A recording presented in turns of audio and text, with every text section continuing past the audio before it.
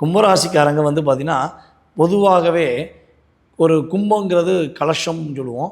நம்ம வீட்டில் வந்து பார்த்திங்கன்னா அந்த அபிஷேக பொருட்கள் வைக்கிறது, அதே போல் வந்து பார்த்திங்கன்னா நம்முடைய பூஜைகள் பண்ணும்போது தேங்காய் வச்சு ஒரு செம்பு மேலே தேங்காய் வச்சு தான் வைக்கும்.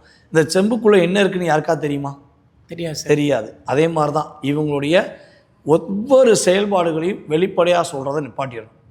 இந்த 2026 ரகசியங்கள், இவங்களுடைய வாழ்க்கையுடைய ரகசியங்களை இவங்க பாதுகாத்துக்கிறணும்.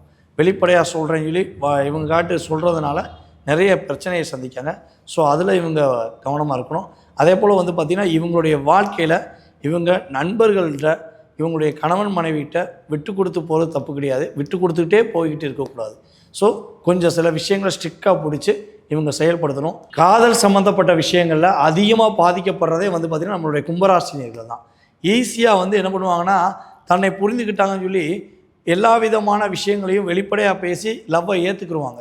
ஸோ லவ்வை ஏற்றுக்கிட்ட பிறகு இவங்க லைஃப்பில் பெரிய தடுமாற்றம் ஏற்படுது.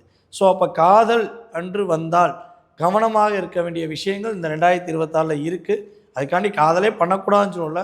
இவங்களுக்கு ஏற்ற ஒரு நல்ல வாழ்க்கை துணையா, இவங்களுக்கு ஏற்ற ஒரு நல்ல நபராங்கிறத செக் பண்ணிவிட்டு காதல் பண்ணணும். அதே போல் இன்னொரு விஷயத்தில் கும்பராசி கவனமாக இருக்கணும்.